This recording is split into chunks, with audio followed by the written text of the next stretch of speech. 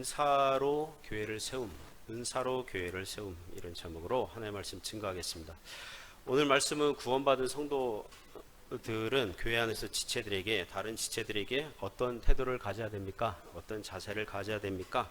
이렇게 권면하는 말씀입니다. 그런 주제로 3절부터 13절까지 말씀하거든요. 근데 오늘 시간 분량상 8절까지 설교하려고 합니다. 몇 가지 교훈을 보도록 하겠습니다. 첫 번째 교훈은 서로 교만하지 말고 겸손해야 한다는 것입니다. 3절에 그런 교훈하고 있거든요. 3절 말씀 다시 한번 읽어보겠습니다. 시작. 내게 주신 은혜로 말미암아 너희 각 사람에게 말하는 마땅히 생각할 그 이생의 생각을 품지 말고 지혜롭게 생각하라. 아멘. 사도 바울 선생님께서 3절을 시작하면서 내게 주신 은혜로 말미암아 너희 각 사람에게 말하노니, 이런 식의 표현은 이제 사도로서 매우 진지하게 말합니다. 사도의 권위로서 말씀드립니다. 지금부터 말하는 내용은 매우 중요한 것입니다. 그러니까 잘 들어주십시오. 이런 표현입니다. 그리고 나서 마땅히 생각할 그 이상의 생각을 품지 말고 그랬습니다. 이것은 교만한 생각을 품지 말라는 뜻입니다. 교만한 생각을 품지 말라. 문맥상 이것은 교회 안의 다른 지체들을 보면서 나는 저 사람보다 더 뛰어나 우월한 사람이야.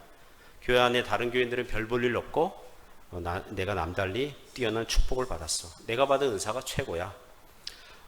이렇게 비교하면서 우월감을 그런 갖는 생각을 하지 마라. 이제 그런 말씀입니다. 그러면 반대로 마땅히 생각할 수준의 생각은 무엇이겠습니까? 우리가 마땅히 해야 할 생각, 그 수준은 무엇이겠습니까? 내가 하나님의 은혜로 구원받은 것처럼 다른 성도도 하나님의 은혜로 구원받았어. 내가 하나님의 사랑을 받는 것처럼 다른 성도도 하나님의 사랑을 받았어. 내가 하나님의 은혜를 받는 것처럼 다른 성도도 마찬가지야. 내가 천하보다 귀한 영혼이면 다른 성도도 천하보다 귀한 영혼이야. 그래서 그렇게 생각하라는 거죠. 교만한 생각을 품지 말고 무엇하라고 합니까? 오직 하나님께서 각 사람에게 나누어 주신 믿음의 분량대로 지혜롭게 생각하라 그럽니다. 여기 말미에 지혜롭게 생각하라, 신중하게 생각하라, 건전하게 생각하라, 절제하며 생각하라, 이제 그런 뜻이에요. 여기 다른 교인들과 또 자기 자신에 대해서 생각할 때 믿음의 분량대로 그랬거든요. 이게 분량은 수량과 부피, 무게의 크기를 말하는 단어인데, 이 성경의 의도는 뭐냐 하면, 신자들이 믿음이 있다면 그것은 누가 나누어 주신 것입니까? 하나님께서 나누어 주신 것입니다. 예를 들면 우리에게 믿음이 있습니다. 은사가 있습니다. 지혜가 있습니다. 소명이 있습니다. 이것들은 모두 다 누가 주신 겁니까? 하나님께서 각 사람에게 나누어 주신 것입니다. 그러면 그것을 생각할 때에 겸손하게 생각할 수밖에 없는 거죠. 비슷한 구절이 고린도전서 4장 7절에 이런 구절이 있습니다. 같이 읽어보겠습니다. 누가 너를 남달리 구별하였느냐? 네게 있는 것 중에 받지 아니한 것이 무엇이냐? 네가 받았은즉 어찌하여 받지 아니한 것 같이 자랑하느냐? 세 가지 질문하거든요. 질문이지만 사실 좀 책망하는 거죠. 누가 너를 남달리 구별하였느냐? 이제 고린도 교인들이 남달리 나는 뛰어나, 다른 사람과 비교할 때 매우 뛰어난 사람이야, 남달리 구별하고 자기 자랑질하고 그랬거든요. 누가 너를 남달리 구별하였느냐? 만약 여러분이 자랑할 거리가 있고 뛰어난 점이 있다면 누가 그렇게 해주신 것입니까? 첫 번째 질문에 대한 답은 무엇입니까? 누가 너를 남달리 구별하였느냐? 그 답변이 뭐예요? 누가 여러분을 그렇게 구별하여 주셨고 구원해 주셨고 뛰어나게 해주셨고 자랑거리가 있다면 자랑거리 주셨고 누가 주신 거예요? 하나님께서 주신 거죠. 두 번째 질문, 네게 있는 것 중에 받지 아니한 것이 무엇이냐? 이게 무슨 뜻이냐면, 성도들에게 있는 것은 다 받았다는 거예요? 성도가 직접 자기가 만들었다는 거예요? 다 받았다는 거죠. 하나님으로부터 받았다는 거죠. 자기가 창작한 게 아니죠. 자기가 만들어낸 게 아니죠. 자기에게 있는 은혜, 자기에게 있는 믿음, 자기에게 있는 축복은 다 받은 것입니다. 그래서 답이 무엇일까요? 받지 아니한 것이 아무것도 받지 아니한 게 아니죠. 다 받은 거죠. 다 받았다는 거죠. 세 번째 질문은 책망이죠. 네가 받았은지 어찌하여 받지 아니한 것 같이 자랑하느냐? 이게 무슨 뜻이냐면, 왜 여러분이 만들어낸 것처럼, 여러분이 이룩한 것처럼, 여러분이 성취한 것처럼 자랑질하고 있습니까? 그거거든요. 답이 뭐예요? 이럴 때는 죄송합니다. 자랑하지 않겠습니다. 이제 이렇게 되는 거죠. 저는 장로교 개혁주의 무척 좋아하고 자부심 갖고 있거든요. 그래서 이것은 은근히 다른 계열의 목사님들은 그런 그 신학교들은 별로 높게 평가하지 않는 경향이 있습니다. 솔직한 고백은. 이번에 설교 준비할 때 대한기독교 서우에서 나온 주석을 봤거든요. 대한기독교 서우에는 감리교 출판사예요. 여러분 중에 감리교 배경을 가지신 분들이 계시다면 양해하고 들어주시기 바랍니다. 저는 대한기독교 서우에서 나온 책을 이렇게 그 PDF판 주석이 있는데 그거를 이제 클릭하면서 이 책에서 무슨 선한 게 있겠어? 이 책에서 무슨 선한 게 나오겠어? 워낙 자유주의와 신정통주의 계열의 이 신학교 교수들이 많아서 그렇게 해서 봤거든요. 그런데 로마서를 해설한 이 감리교 신학자 그 목사님이 매우 잘 설명했더라고요. 그래서 생각이 어떻게 바뀌었을까요? 여기서도 선한 게 나오는구나. 선한 게 있구나. 제가 그 목사님을 좋아하고 사랑하게 됐습니다. 그래서 제가 자주 올게요. 예, 자주 볼게요. 자주 보기로 약속했습니다. 제가 말씀드리고 싶은 것은 제가 서 있는 신학 전통도 장로교 개혁주의 감사해야 할 거지 다른 사람들과 비교하면서 자랑질하거나 내가 만들어낸 것이거나 마땅히 생각할 그 이상의 생각을 품어서는 안 된다는 것입니다. 이번 여름에 한국 방문했을 때 지인 목사님과 대화하다가 듣게 된 제3자 동기의 목사님에 대한 소식을 간접적으로 들었습니다.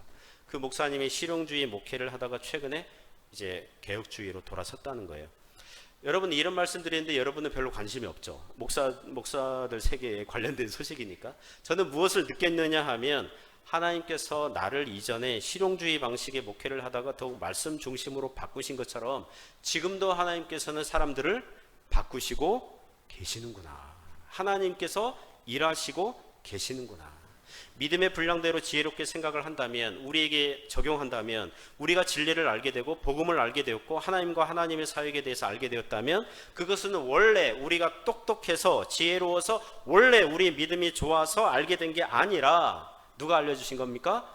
하나님께서 알려주신 것이고 하나님께서 깨닫게 해주신 것이고 하나님께서 나누어 주신 선물이라는 것입니다.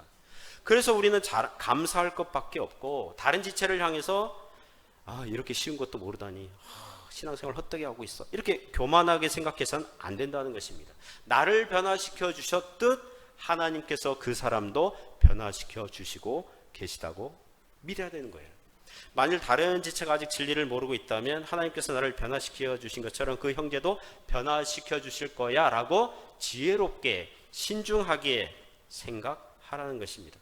아직 기독교 신앙이 없는 사람들은 어떨까요? 아직 예수님 믿지 않는 사람들 향해서는 저 교만한 거 저렇게 그냥 잘난 척하고 말이야 아직도 진리를 모르고 있고 제가 아는 지인 목사님은 광동성이 아니라 그 옆에 또 광으로 시작하는 그 성에서 가정교회 사역하는 목사님 있어요. 현지 목사님이 있는데 같이 사역할 때 교제를 했는데 그분이요 그 말이 좀 세요. 말이 셉니다. 그래서 그 종교국이나 삼자교회 어느 그런 얘기를 들으면 이게 말끝마다 이런 식으로 얘기해요. 저 지옥의 불쏘시개 같으니라고 이렇게 얘기하는 거예요. 불쏘시개가 뭡니까? 지옥을 따뜻하게 하는 땔감용이라는 거잖아요. 저 지옥의 불쏘시개 같으니라고 이렇게. 그래서 우리가 옆에서 워워 막 진정시키곤 했거든요. 왜 그렇습니까? 우리도 한때 뭐예요? 지옥의 불쏘시개와 같은 삶을 살았을 거예요. 우리도 주님을 모른다면 그랬을 거예요. 그러니까 우리가 어떻게 해야 돼요? 불쌍히 여겨야 돼요. 저와 여러분이 하나님께서 선물로 주신 믿음의 분량대로 지혜롭게 생각할 수 있기를 주님의 이름으로 축복합니다. 두 번째 교훈은 서로 한몸된 지체의식을 가지라는 것입니다. 4절 5절에 그런 교훈을 하고 있습니다. 같이 읽어보겠습니다. 시작. 우리가 한몸에 많은 지체를 가졌습니다. 이와 같이 우리 많은 사람이 그리스도 안에서 한몸이 되어 서로 지체가 되었느니라. 아멘. 사도 바울 선생님께서 몸과 이 지체 비유를 사용하고 있어요. 4절은 우리 신체 몸을 예를 드는 거예요. 우리 몸이 한 몸에 많은 지체를 가졌으나 우리 몸에 눈, 코, 입, 귀, 뭐 내장기관, 뼈들 뭐 많은 지체를 가지고 있잖아요. 그러나 모든 지체가 같은 기능을 하는 건 아니죠. 그죠? 우리의 눈은 이게 눈알 두 개잖아요. 다 눈입니까? 여기도 눈 있고 여기도 눈 있고 여기도 다 눈이 있으면 이거 어떻게 해요? 그렇잖아요. 눈도 있고 코도 있고 입도 있고 귀도 있고 팔다리 역할 각각 다른 기능을 가지고 있듯이 그런 거죠. 그죠? 각각 다른 기능을 갖고 있듯이. 그러면서 5절에 뭐에 빗대는 거예요? 교회에 빗대는 거예요. 이 몸과 지체 비유를 교회에 빗대는 것입니다. 이와 같이 그러니까 몸에 많은 지체가 있지만 각각 다른 기능 가진 것처럼 이와 같이 우리 많은 사람이 그리스도 안에서 뭐가 됐어요? 한 몸이 되어 서로 간에 서로 지체가 되었느니라. 교회는 그리스도 안에서 한 몸 공동체입니다. 바울 서신 다른 데 보면 머리도 추가하죠. 머리는 뭐예요? 우리 교회의 머리, 몸의 머리는 그리스도, 그죠? 그리고 우리는 몸, 우리 서로 교인들 서로는 서로 지체, 이제 그렇게 비유를 합니다. 그 사도 바울의 의도는 성경의 요점은 뭐냐 하면 우리 성도들이 그리스도 안에서 한 몸이 되고 한 공동체를 이루고 있고 그리고 많은 지체들이 각자의 기능, 은사들을 가지고 있어서 몸을 세우고 있다는 것입니다. 몸을 세우고 있다는 거예요. 각 지체가 필요한 거죠. 각 지체의 은사가 필요한 거죠. 그러면서 3절의 경고처럼 마땅히 생각할 그 이상의 생각을 품어서는 안 된다는 거죠. 다른 지체를 보면서 저 사람은 뭐 쓸모없는 지체, 그렇게 말을 할 수 없다는 것입니다. 그 고린도전서 12장 14절 이하에 보면 오늘 본문의 확장판이라고 보시면 돼요. 몸과 지체에 관계돼서 이렇게 얘기하는데 쭉 이렇게 간단하게 요약하면 모든 지체들이 몸을 위해서 다 쓸모가 있다는 것입니다. 예를 들면 여러분 손과 발 비교하면 뭐가 더 우선적이고 뭐가 더 중요하게 보입니까? 손과 발. 손이죠. 손이 눈에 띄고 그죠? 여러분 악수할 때 손으로 하지 발로 합니까? 아니잖아요. 손으로 하잖아요. 손이 예뻐요 그러지 발이 예뻐요 하는 분 있어요? 신발 속에 있는데 그걸 어떻게 봐요? 냄새나는 신발 거기서 늘 다니는데. 그런 비유를 하는 거거든요. 그러니까 손은 좋은 일 하고 주목받고 하는데 발은 주목받지 못하잖아요. 그래서 발이 삐져가지고 난 지체가 아니야. 손만 그렇게 주목받고 칭찬받고 나는 별 볼일 없고 난 지체가 아니야. 이렇게 할 수 없다는 것입니다. 그런 얘기 하는 거예요. 그죠? 또 눈과 귀 있잖아요. 눈과 귀를 예를 들거든요. 눈과 귀 어느 게 더 우선적이고 더 사랑받고 더 주목받고 그래요? 눈이죠. 아무래도 눈이 이뻐요 그러지 물론 귀가 이뻐요 하는 분도 있지만 별로 없잖아요. 그죠? 그래요? 한국에서 어느 안 믿는 분 이렇게 뭐 어떻게 교제하게 됐는데 목사님 귀는 부처님 귀 같아요. 네, 목사인데요. 눈과 귀, 눈이 더 사랑받고 각광받잖아요. 그래서 귀가 눈처럼 인기가 없으니까 나는 붙어있지, 난 지체가 아니야. 이렇게 할 수 없다는 것입니다. 이것은 이런 신자에게 적용할 수 있죠. 어떤 성도가 이런 생각을 한다고 합시다. 나는 별로 교회에서 중요한 일을 맡은 게 없어. 나는 하는 일은 없고 그냥 자리만 왔다 갔다 하고 나는 별로 없어. 나는 이 교회에서 쓸모있는 지체가 아니야 라고 생각하면 된다는 거예요? 안 된다는 거예요? 안 된다는 거예요. 쓸모가 있다는 거예요. 또 이런 예도 들어요. 이거는 거꾸로 반대로 눈과 손, 그럼 눈이 더 뛰어나죠. 눈이 손에게 너 쓸데없다. 또 머리가 발에게 너 쓸데없다. 이렇게 말할 수 없다는 것입니다. 손이 음식을 입으로 가져오지 않으면 이 눈에 힘이 없죠. 머리가 어디 가야겠다고 그러는데 발이 움직이지 않으면 갈 수가 없죠. 그렇잖아요. 그러니까 교회 안에 서로에게 쓸모없는 지체는 없다는 것입니다. 다 눈이면 어디로 듣고, 다 귀라면 어디로 냄새 맡고, 다 손이라면 누가 걸어가야 되고, 다 머리면 누가 팔다리 역할을 하겠습니까? 그런 말씀하고 있는 거예요. 교회에서 가장 중요한 직분이 있다면 어떤 직분입니까? 교회에서 목사, 장로, 권사, 안수집사, 집사, 이렇게 평신도 있잖아요. 가장 중요한 직분이 있다면 어느 직분이겠습니까? 제가 계속 반복해서 얘기해야 되겠습니까? 대표 기도할 때 꼭 기도하는 그 직분 누굽니까? 목사잖아요. 여러분 반응이 굉장히 차갑다는 느낌 들어요. 제가 목사라서 하는 말이 아니라 중요한 직분이라면 성경교사 그 기능 역할을 하고 있는 목사라고 할 수 있습니다. 자, 그러면 내가 목사니까 우리 교회에서 내가 제일 잘 나가, 내가 제일 중요해. 다른 교인들은 뭐 별로 쓸모없고 중요하지 않아 라고 생각한다면, 잠시 돌이켜 생각하면 목사만 있다면 교회입니까? 목사만 있다면 그게 무슨 교회예요? 교인이 있어야 되죠. 그렇잖아요. 교인이 있어야 돼요. 코로나 시즌에 목회를 그만둔 목사님들 많다는 얘기 듣거든요. 교인들이 줄어들고 없으니까. 목사는 교인들이 있어야 돼요. 양무리가 있어야 목사예요. 목회하는 그런 사람이잖아요. 목회하는 직분.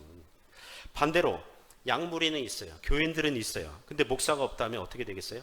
목자 없는 양무리는 흩어져요. 모임이 결속력이 없어요. 근데 그 목사가 이단 교리를 추종하는 자라면, 성경을 잘 모르는 또 목회 경험이 없는 어설픈 아마추어 목사라면 교인들이 그 목사님과 신앙생활을 하는 게 힘이 들어요. 그 목사는 좋은 교인들이 필요하고요. 교인들은 좋은 목사가 필요한 줄 믿습니다. 이번 방학에 몇 주간 주일 예배 주일 예배 때 제가 예배 사회를 보는데 피아노 반주자가 없는 주간이 몇 주간 있었어요. 찬양팀이 없는 주간이 몇 주간 있었어요. 그래서 예배 시간에 음원을 틀어놓고 찬송가를 불러야 했어요. 음원의 찬송가 속도가 우리가 부르는 찬송가 부르는 노래의 속도보다 1.5배 더 빨라요. 그래서 부르면 앞서가니까 긴장하면서 부르고, 이게 찬송 부르면 감동이 있고 은혜가 있어야 되는데 다 부르면 진이 빠지고 피곤이 막 몰려오고, 그래서 무엇을 느낍니까? 예배 반주자가 귀하구나, 찬양팀이 귀하구나. 여러분 그거 느끼셨죠? 반응이 오늘 왜 이렇습니까? 노래를 잘하고 악기를 잘 다룰 수 있는 은사 기능이 굉장히 귀한 겁니다. 새삼 깨달았습니다. 그리고 음향, 방송, 화면, PPT 다루는 정권사님 있잖아요. 몇 주간 한국 갔을 때 우리 백 장로님이 몇 주간 대신 맡아서 봉사한 적이 있었거든요. 우리 백 장로님 성격이 가만 보니까 완벽주의 경향이 있어요. 그러니까 실수하면 자기가 힘들어. 자기를 괴롭히는 스타일에 보니까 일을 딱 깔끔하게 완벽하게 못하면 막 힘들어하는 스타일이니까 토요일마다 미리 나와가지고 계속 시뮬레이션 하고 막 음원 틀고 막 혼자 구상을 했겠죠. 이렇게 완벽하게 이게 톱니바퀴처럼 딱딱 맞아 돌아가야 되거든요. 이게 틀리면 안 되니까. 그러면서 뭘 느꼈습니까? 평소 음향, 화면, 장비 다루는 이 봉사가 귀하구나, 어려운 것이구나, 이걸 깨닫는 거예요. 재정부의 김인성 권사님 계시잖아요. 여러 선교사님들에게 송금하는 봉사, 송금 전달책, 그걸 지금 맡고 있습니다. 지금 웨이신으로도 되고 또 이렇게 ATM 이렇게 되는데, 은행 가서 또 적어내고 하는 그런 게 있었거든요. 가면 반나절이에요. 은행 가면 또 하루 종일 걸릴 때도 있고, 그날 문제가 생기면 그 다음날 가야 되고. 몇 년 전에 권사님이 한국에 몇 달간 가 있을 때 그 일을 어느 집사님이 대신 맡아서 한 적이 있었습니다. 그 집사님이 그러더라고요, 저한테. 목사님, 권사님 하는 일들이 이렇게 많은 줄 몰랐어요. 송금 전달책, 이게 보통 어려운 게 아닙니다. 한 몸에 많은 지체가 있는데 필요 없는 지체들이 없다는 것입니다. 모두 다 몸이 건강하도록 교회의 덕을 위해서 기능하고 있다는 것입니다. 그러므로 어느 누가 자기가 제일 잘났다고 교만한 생각을 가질 수가 없습니다. 우월감을 가질 수가 없습니다. 또 반대로 열등감을 가질 필요도 없고요. 한 몸 지체된 의식을 가질 수 있기를 바랍니다. 한 몸에는 많은 지체가 있고 다 같은 기능을 가진 것은 아니라 다양한 기능들이 있어서 서로 협력하고 있다는 것을 우리가 알아야 하겠습니다. 세 번째 교훈은 서로 받은 은사를 사용하여 교회를 세우라는 것입니다. 6절부터 8절까지 그 교훈을 말씀하고 있습니다. 같이 읽어보겠습니다. 우리에게 주신 은혜대로 받은 은사가 각각 다르니 혹 섬기는 일이면 섬기는 일로, 혹 가르치는 자면 가르치는 일로, 혹 위로하는 자면 위로하는 일로, 구제하는 자는 성실함으로, 다스리는 자는 부지런함으로, 긍휼을 베푸는 자는 즐거움으로 할 것이니라. 아멘. 6절에서 다시 강조하죠. 은사, 하나님께서 주신 은혜대로 받은 은사예요. 주신 또 받은, 기분 기프트 또 리시브, 주신 은혜, 받은 은사, 각각 다르다. 우리가 만들어낸 거 아니죠? 우리가 창조해낸 거 아니에요? 물론 우리가 은사를 연습하고 연마하고 훈련해서 더 잘 할 수 있는 책임 있지만, 은사는 무엇보다 우리에게 주신 은혜대로 받은 것입니다. 은혜로 주어진 선물, 이게 은사예요. 그게 각각 다르다 그랬어요.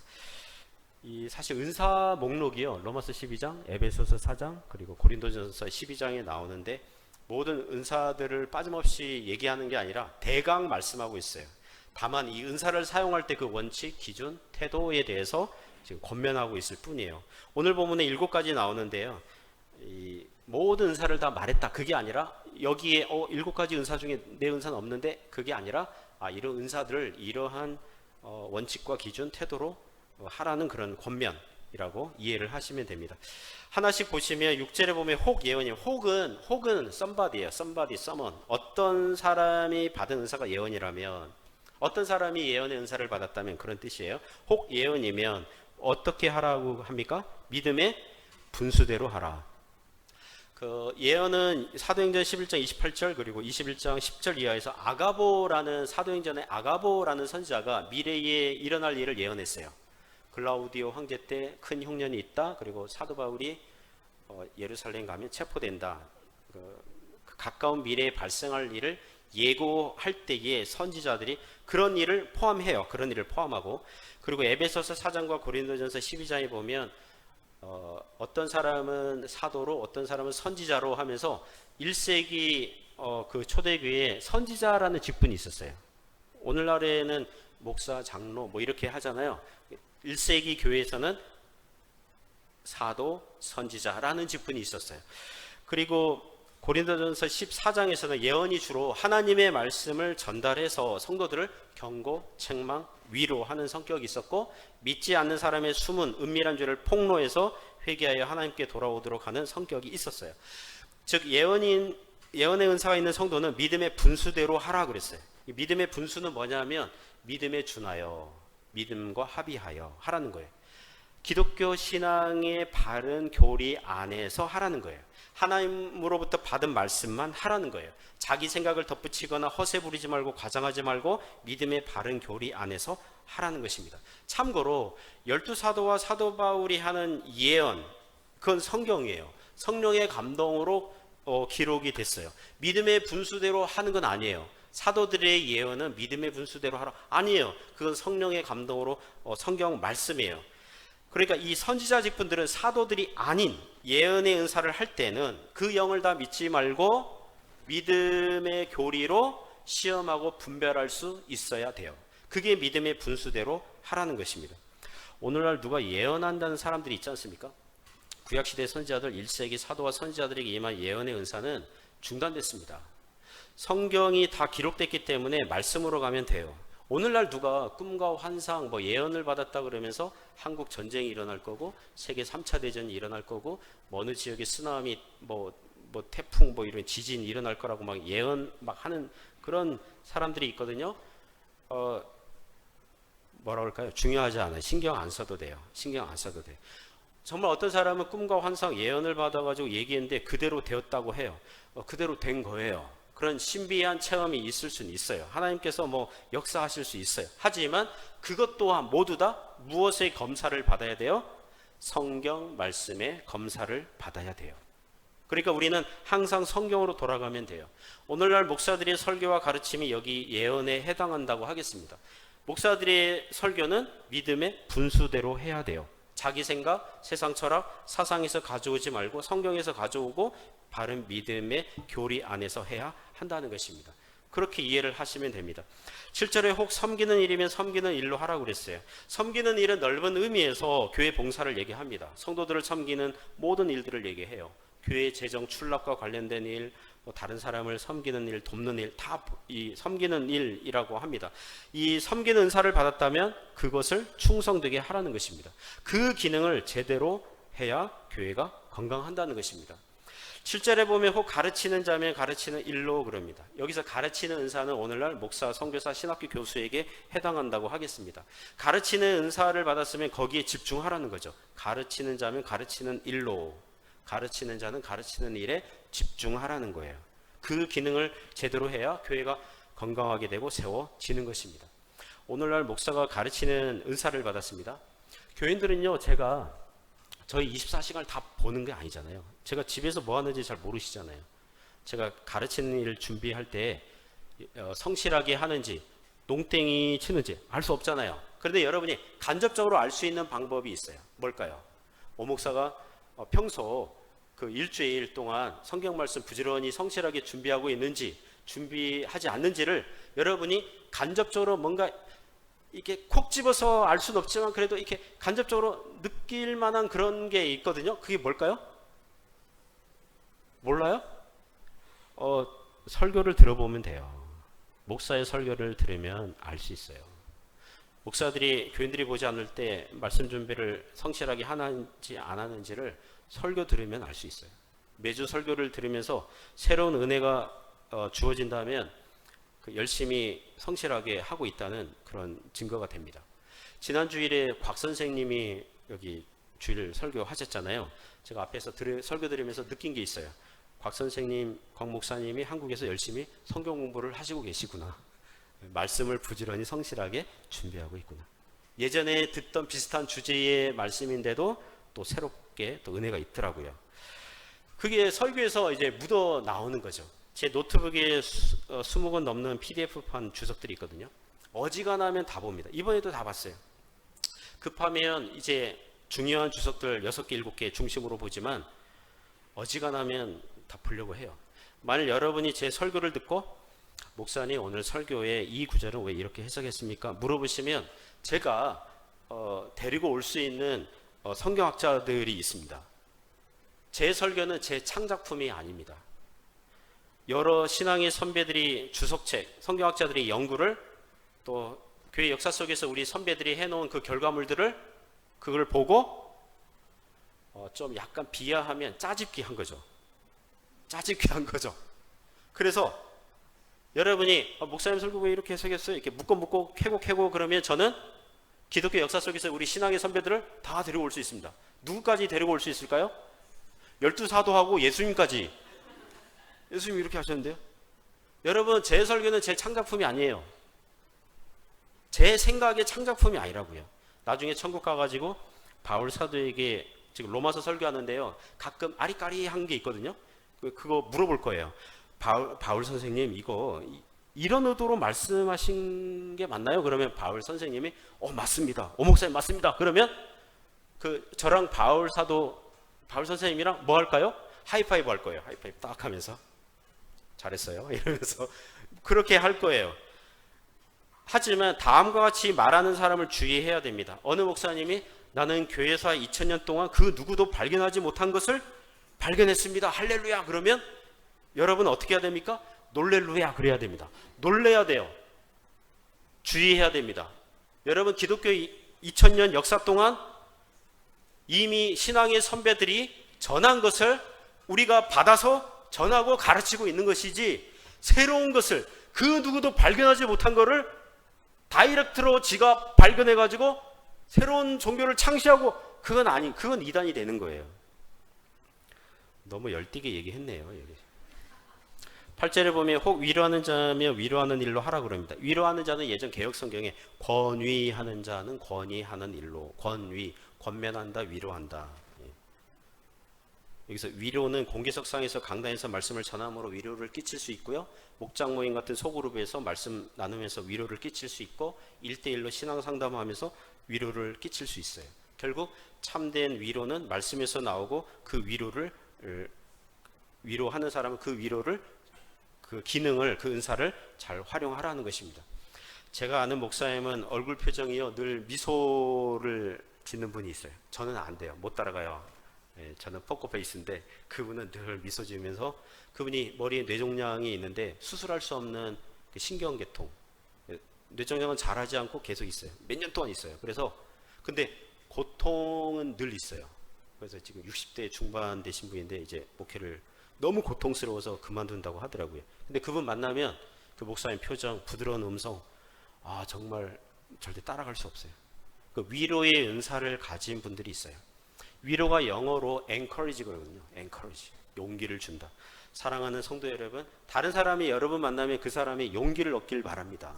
그리고 우리가 서로 만나서 교제하면 서로 용기를 가지고 만나서 대화하고 헤어지고, 이거 얼마나 좋겠습니까? 그죠? 8절에 구제하는 자는 성실함으로 하라 그랬어요.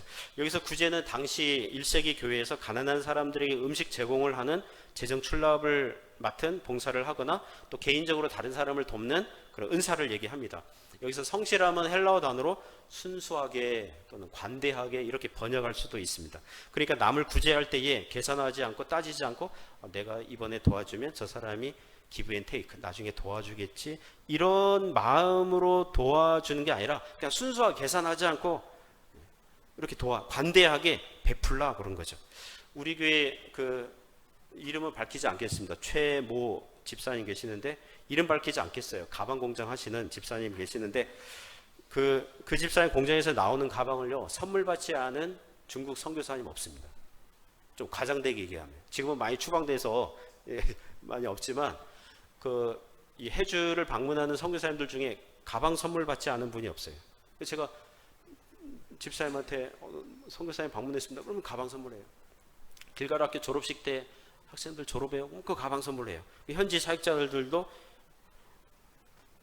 약간 과장해서 다 받았어요. 거의 다 받았어요. 안 받은 사람도 있겠지만 어쨌든 많이 받았어요. 무엇입니까? 순수하게 관대하게 하는 거죠. 그죠? 그리고 꼭 그렇게 크게 하지 않더라도 뭐 꼭 공장이 있어야 구제합니까? 아니잖아요. 개인적으로도 얼마든지 순수하게 관대하게 베풀 수 있다는 것입니다. 도움이 필요한 지체들에게 얼마든지 베풀 수 있다는 것입니다.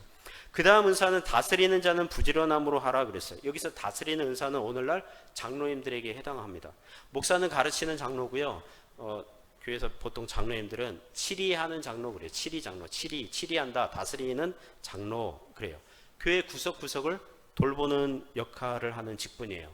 교회 안 나오는 지체들이 있어요. 그러면 장로님들이 연락하셔서 그 이유를 알아보고 다시 나오도록 권면하고, 물론 목회자도 하겠지만 장로님들도 그 맡은 역할이 있거든요.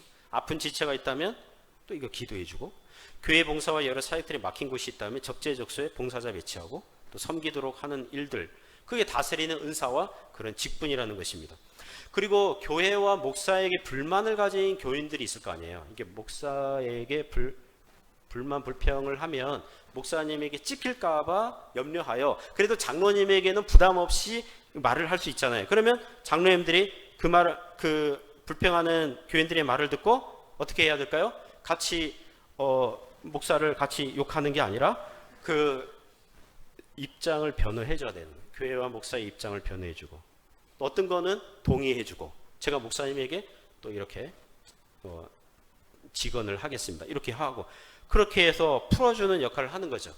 목회자가 목회를 너무 일방통행식으로 하면 또 옆에서 용감하게 또 담대하게 또 지혜롭게 제동 걸어주고 절제하고, 그렇게 하면서 교회의 덕을 세우는 게 이 다스리는 일이라는 것입니다. 지난주에는 제 카톡으로 제 지인 목사님이 한국에서 전화 왔습니다.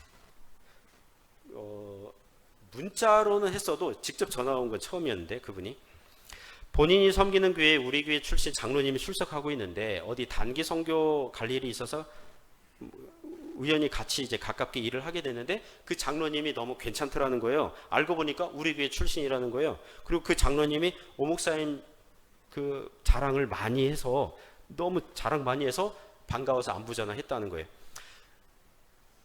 제가 저를 자랑하는 게 아니고요. 이게 그 말을 전달하고 있을 뿐이에요. 이게 전달하고 있을 뿐이에요. 제가 그 얘기 듣고요, 너무 기뻤어요.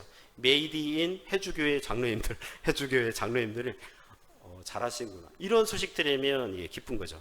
마지막으로 긍휼을 베푸는 자는 즐거움으로 할 것이니라. 여기서 긍휼은 구제와 약간 달라요. 구제는 가난한 사람, 과부 이런 사람들 음식과 의복으로 도와주는 일이겠지만, 이 긍휼은 아마도 아픈 사람을 주로 돌보는, 몸과 마음이 아픈 사람을 돌보는 그 일을 즐거움으로 하라. 그래. 즐거움으로 하라. 오늘날 우울증 공황장애 앓고 있는 성도들이 많습니다. 이번에 한국 방문했을 때 교회 일로 스트레스 받아서 우울증 공황장애에 걸린 목사님, 사모님 소식을 많이 들었어요. 제가 교제하는 사람들은 목사님, 사모님들 뭐 이러니까 목사님, 사모님들이 그러면 일반 성도들이 얼마나 더 그러겠습니까? 목사님, 사모님들 멘탈 약한데 우울증 약 먹는 분들이 많더라고요. 오늘날 마음 아픈 사람들이 많아요. 몸이 아프고 몸이 아프면 약을 먹듯이 마음이 아프면 정신이 아프면 그에 맞는 약을 먹어야 돼요. 필요합니다. 최근에 아는 지인 목사님은 교회 사역하다가 탈진이 왔답니다. 그래서 이 탈진이 오고 너무 디프레스 당하니까 다 그냥 그만두고 싶은 거죠. 그래서 일방적으로 교회에 그냥 사임하겠다고 그냥 예배 시간에 말을 했나 봐요. 그리고 발표했다가 한 달 좀 쉬니까 다시 좀 회복이 돼서 다시 받아주시면 안 될까요? 이래가지고 지금 다시 교인들이 또 국률이 여기서 받아줘서 사역하고 있다는 소식을 들었습니다. 아픈 사람이 너무 많아요. 몸이 아픈 사람, 마음이 아픈 사람. 그 뭐합니까? 국률을 베푸는 은사가 필요한 시대라는 거죠. 그것을 즐거움으로 하라는 것입니다. 사랑하는 성도 여러분, 우리의 모든 봉사와 은사와 기능하는 일들은 하나님의 은혜를 공급받음으로 힘있게 할 수 있는 줄 믿습니다. 무엇보다 하나님의 은혜에 잠겨 있어야 하겠습니다. 하나님께서 주시는 힘으로 이러한 일들을 잘 감당할 수 있기를 주님의 이름으로 축복합니다.